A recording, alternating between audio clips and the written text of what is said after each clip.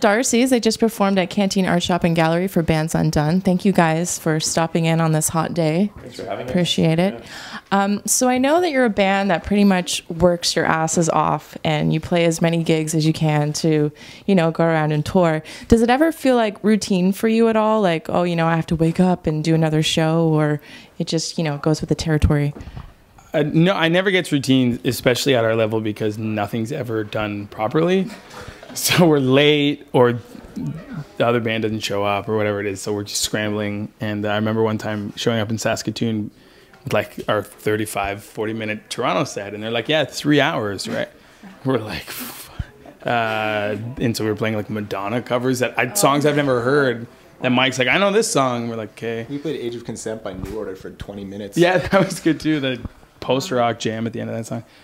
So no, it never gets monotonous, but I think that it does get tiring. And I think that we're getting to the point where we're going home for 3 days, and then we have another like 6 shows, and then we're home for a month, and then we're going to do Canada again, and then we might go abroad. And so for something like right now, is there anything that you want to accomplish with the band that you haven't so far? Like, what are the ultimate dreams for the DARCYS? Getting this record out is going to really be a big thing for us, because it's been like, we've been working on it for 2.5 years, and we've been recording it for a year. Like, we went into the studio a year, 1 month from now will be a year. So it's taken a really long time, but it's been great, and it hasn't been a negative experience. It's just been a long experience. And so I think that's really the catalyst for a lot of things, but we have a lot of other great things sort of in the works, and they will all sort of snowball from the record coming out. And when I actually was speaking to Dave earlier, he was saying he's a bit of a literature snob. So I was wondering, with the DARCYS,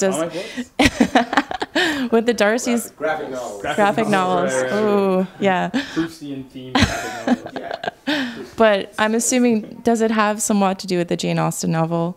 The name, did it come from, you know, Mr. Darcy? Well, we were all reading Pride and Prejudice at around the time we were trying to name our band, and we used to go to this place that had, I think you got a free pizza every time you bought a pitcher down the street, Gatsby's down the street in Halifax, where we used to live, and we'd just shoot out band names all night. I think before we even had a rehearsal or had really any idea of what kind of music we would be playing. And a couple of, you know, different friends would join us, whatever, and we saw a poster a week later that said the DARCYS were playing. And we're like, oh, that's too bad, we can't use that band name, it's already taken. And we found out that someone had booked us, named us and booked us for a show. Wow. And so we kind of had to get a set together really quickly. Dave was actually reading Pride and Prejudice and Zombies at the time, I think. Yeah. That was not out yet. But you were drafting it, right? I think Mr. Darcy also, he embodies a lot of really sort of manly, noble qualities that we all aspire to as individuals. Many women want Mr. Darcy, so. Yeah, it's not just a music thing, you know, it's part of our masculine philosophy. Very good. Thank you guys for coming by, as I said, on this hot day. Really appreciate it. So everyone check out the DARCYS and darcys.ca and free downloads. Yeah. Free downloads. That's awesome. All right. Well, thank you guys. Thanks for having me.